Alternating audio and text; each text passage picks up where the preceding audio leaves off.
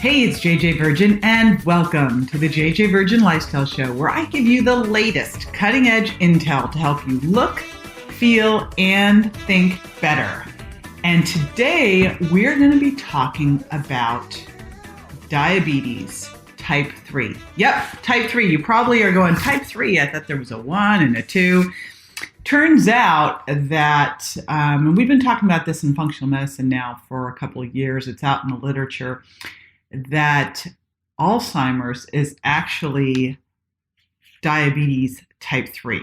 So we're going to be talking about that, what you can do most importantly to prevent it, because by the time you have the symptoms, it's too late, really.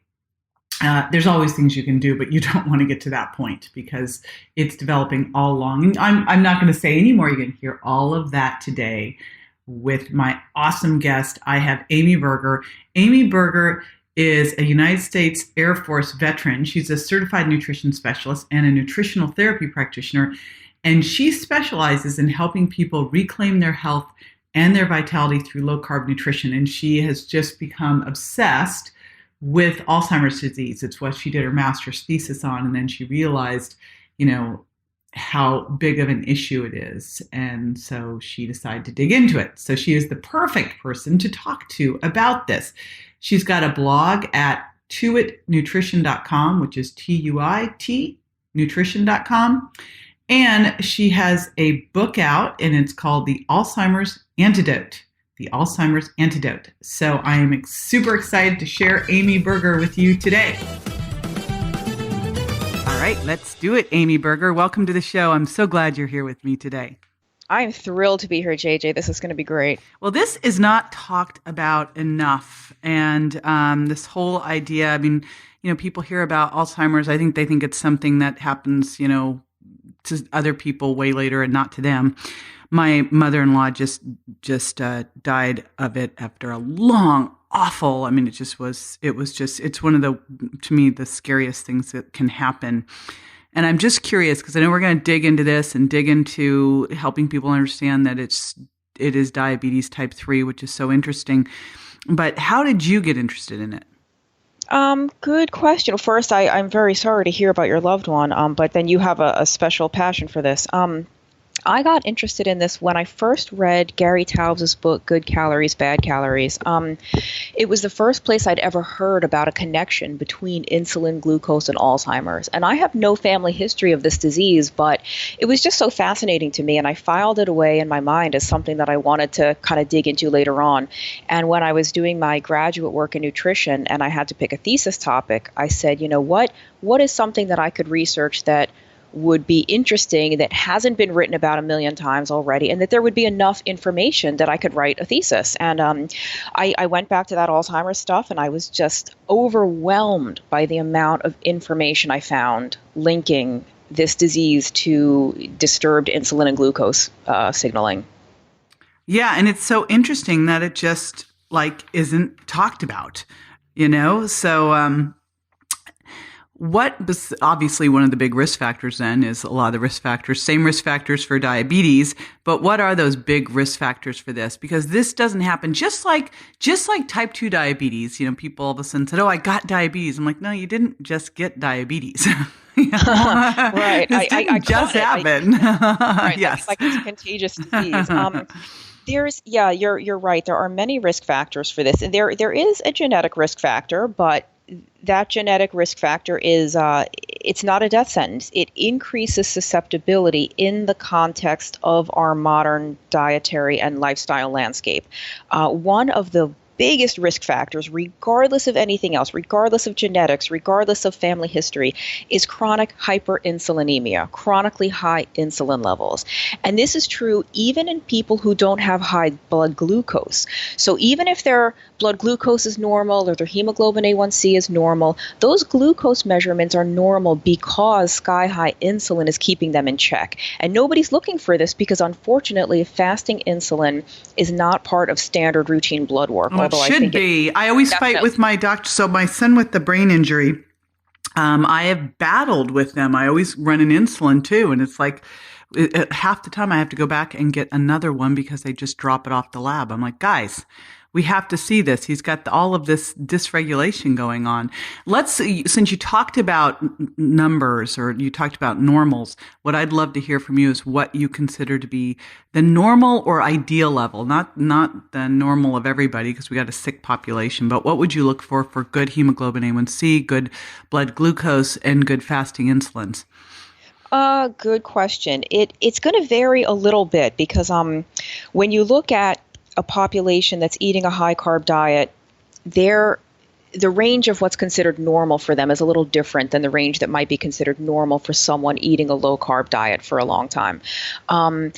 Fasting glucose, anywhere from 70 to I would even say 110 or 115. And the reason I say it's so high is because for people who've been following a low carb diet for a long time, their fasting glucose might be higher than we would expect, but their A1C is still going to be low because throughout the rest of the day, their glucose is generally low.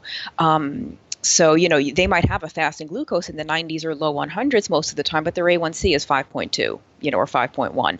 So for the A1C, I wouldn't want to see it higher than 5.4, but, very high, 4.8, 4.9, 5.2, higher than 5.4, you're getting into a little bit of trouble. And even then, that's questionable too, because also people on a very low carb diet, their red blood cells actually live longer. So they might have an A1C of 5.5, even 5.4, higher than we would expect, but it might not be a pathological thing for them because their red blood cells are actually healthier and they live longer, they have more time to become glycated and raise that A1C. The fasting insulin, definitely in the single digits. You'll see a lot of different ranges for this. I think you definitely want to be in the single digits. Probably fasting under 5 is probably best. I think some people say under 7, but definitely in the mid to low single digits. I'm so happy to hear you say this. I just got in an argument with one of my son's doctors when they tested his insulin and it was 17. He said, "Oh, it's normal." I go, "Oh my gosh, wow. No, yeah. No. And I've seen much higher than 17, but certainly 17 is kind of a warning sign. Yeah. Well, I remember I was on Dr. Phil and we were doing teen weight loss stories and this one poor gal just couldn't lose weight. And I said, run an insulin on her. It was 30. Wow. And, what people need to understand is this is just going to lock the doors to the fat cells in terms of weight loss and just shut off fat burning. But you brought up an interesting point, which is so critical for people to understand, is you cannot pull a blood test, one marker out in isolation and go, okay, you got to look at not just looking at blood glucose and hemoglobin A1C and fasting insulin, but also looking at your diet and lifestyle to see what's really going on. Because if someone is doing specific things and their blood levels don't follow, there's other issues there too. So you got to look at the whole picture is what I'm hearing from you. Definitely. There's really no one marker in isolation that's going to do anything. And especially when it comes to Alzheimer's disease, I think so few people are making the connection to glucose and insulin because they're only measuring glucose. But so many of these people have normal glucose and A1C because of the high insulin, and nobody's measuring the insulin. Yeah, so critical. To me, the two that I see missed all the time that I just don't get are vitamin D and insulin. These are things that should just be standard. Now, how common is Alzheimer's at this point? How many people? What's the diagnosis? And I know that, and over how many years does it tend to kind of accumulate before people start to get diagnosed and really see the profound symptoms? That is a fantastic question because you just hit something very important right on the head. I don't have the statistics in front of me, but this condition is definitely becoming more prevalent. And part of that is because we have an aging population. My dad is 71, and as these baby boomers are kind of reaching their golden years, this is hitting them really hard. And in terms of statistics, I don't know the numbers offhand of the diagnoses, but economically, this is a catastrophe like we've never experienced before. Not only for the national healthcare system and Medicare and things like that, but individual families literally going bankrupt, or where people have to quit their job to become a full-time caretaker of a spouse or a parent. So we have massive losses of income. So, the estimates put the financial cost into the trillions with a T, trillions of dollars by the middle of this century. that is completely unsustainable.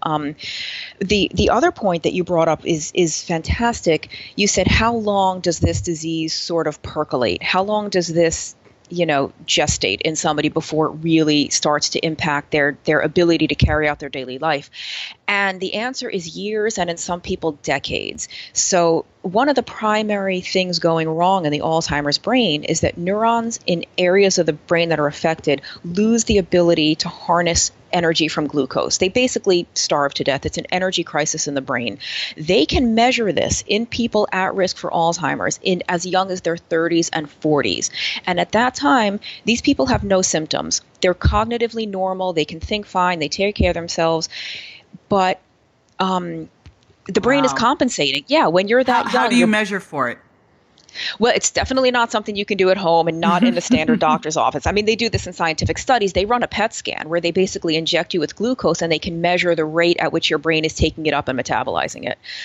So unfortunately, this isn't something you can really measure for yourself, but they can see this in people as early as 30s and 40s, and their brain is compensating. It's only when this has been going on for so long that finally the brain just gives up. It's progressed to the point where you can't compensate for it, and it starts to affect your daily life.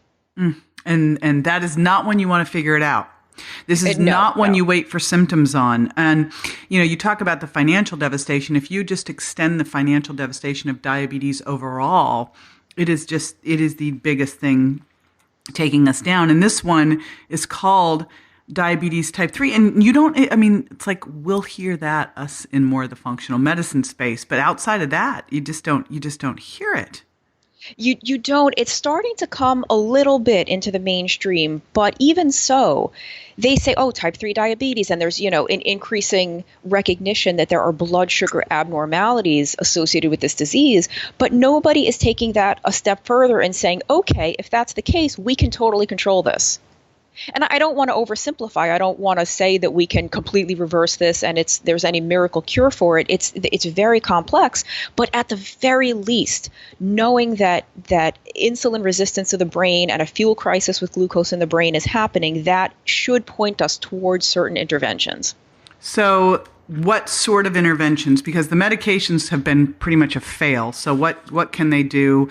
What are some of the things that people can do? And obviously, by the time you have symptoms, you're screwed. This is more of what do we need to do? And so many of the things that we need to do to prevent this from happening are the same things to prevent, heart disease, cancer. So that's the good news.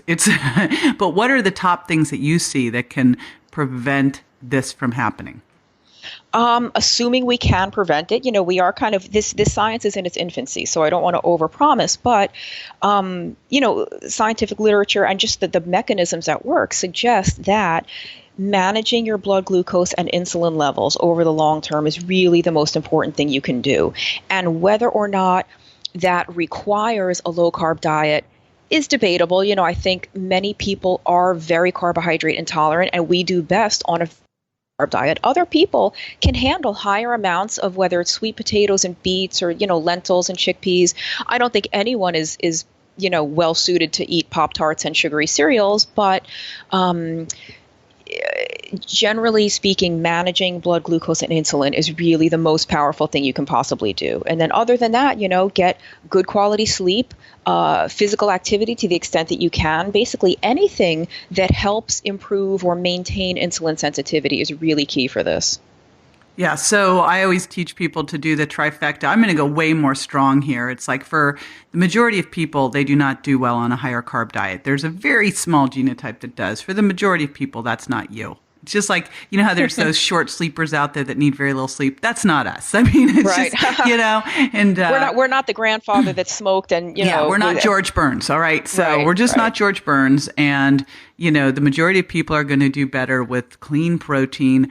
The carbs they are eating are whole foods, high fiber, low sugar impact, and good healthy fats. And it's like the same stuff that helps you reduce your risk of heart disease, reduce your risk of type 2 diabetes, reduce your risk of cancer.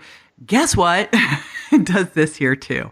Right. So, surprise, surprise. If it was a drug, it would be a fortune. Wait, and here's the thing, right? We're led to believe that Alzheimer's is a complete mystery and we're totally totally helpless. We don't know anything about it. And yet, when it comes to something like type 2 diabetes or heart disease or anything else, what do they constantly say? Diet and exercise, diet and lifestyle, have personal responsibility for this. I don't know why when it comes to Alzheimer's, we think it's any different, like as if the blood-brain barrier is this fortress that prevents the brain from suffering the same damage as the rest of the body when we have a bad diet and lifestyle.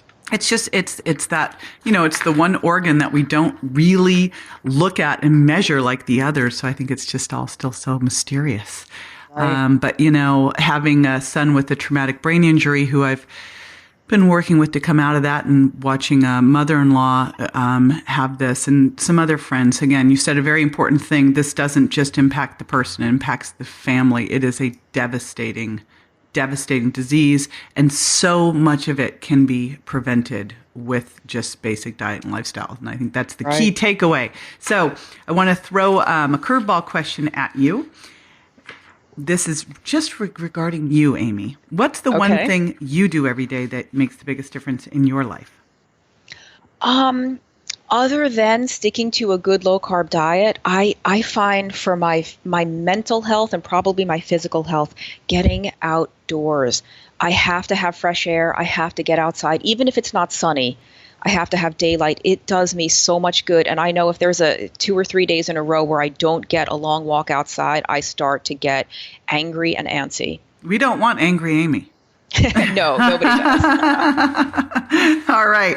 Well, I know that you have a free chapter for everybody for your Alzheimer's Antidote book. So you will get a copy of that chapter if you go to jjvirgin.com/Amy. So you can get started reading right away. So be sure to grab that. And Amy, I want to thank you so much for joining me today. I super appreciate it. Thank you. Thanks for helping me get the word out about this. Oh, sure. Super important to get out there. All right. Now, after the break, I'm going to be answering a listener's question. So stay with me.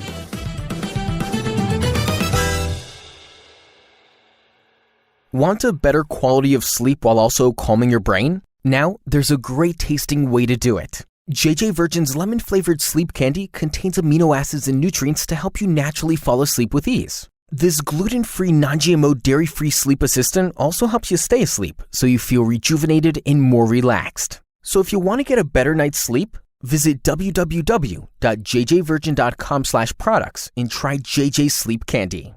Alrighty, welcome back. This is the time where I answer a listener's question, and today's question comes from Steve in Kalamazoo. I always love the name of that city.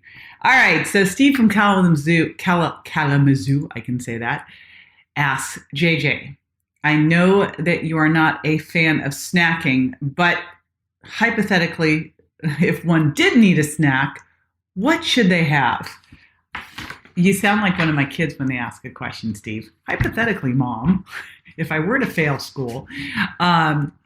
Anyway, so here's the deal.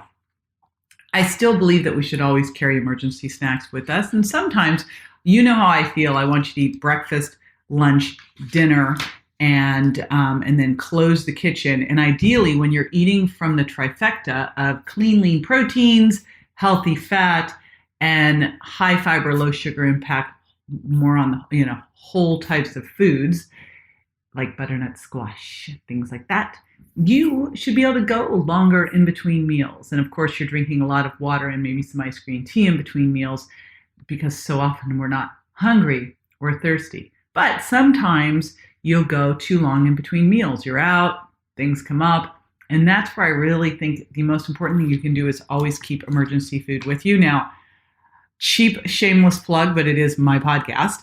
I always carry one of my bars with me. Now, I have a couple different kinds of bars, but the ones that I carry with me for a snack are my all-in-one bars, and I'm totally addicted right now, full disclosure, to my dark chocolate mocha. Oh my gosh, I designed it because I love dark chocolate and coffee, so that's where it came from. But why I like that is it's got protein, fat, and fiber. And your snack should be the same. It should just be a mini meal. So you want to think of, how do I get some protein, fat, and fiber if I am doing a snack? So maybe that could be some sliced turkey, rolled up with a little bit of avocado and cucumber. So wedge of cucumber or wedge of red pepper rolled up with some turkey and avocado would be a great example. Or a little nut butter on a celery stick, or hummus on a celery stick. So think about what you can do like that. And ideally, you should always have emergency food with you. The rare occasion that I don't have emergency food is always the time that I need it. It's like Murphy's Law. It's crazy. Okay, now, if you'd like to submit a question, here's how we do these. Head on over to my Facebook page at JJ Virgin Official. That is where I grab and pick up questions, and I always try to get ones that fit well with the show. So I super appreciate those questions. I also jump on my Facebook page quite often and do Facebook Lives. So I'd love to interact with you live as well. And one more thing I'd love to appreciate you publicly on my podcast. So here's what I'm up to. I'm going to start, and I'm not starting it yet because I've got to get some of these built up, but I'm going to start a gratitude portion of the show where I highlight the review of the week. So I've got a good amount of reviews and of star ratings, and I hugely appreciate that. But I'd love to read some reviews. So if you're feeling inspired, pop on over to iTunes, jump on my podcast page, and leave a review. I'd love to feature you and honor you for doing so on my podcast. Alrighty, thanks for joining me today. I want to remind you to take courageous, inspired action. Hopefully you heard something today that you go, I need to be doing that. Because each time you do something that feels a little uncomfortable or a little scary, guess what? You get more courageous. You build resilience. And every time you do that, you can show up bigger in your life. Now I'm going to leave you with a question to help open you up to possibility. And that is, what do you want to show up for in your life? Alrighty, until next time, this is JJ Virgin signing off. Bye-bye.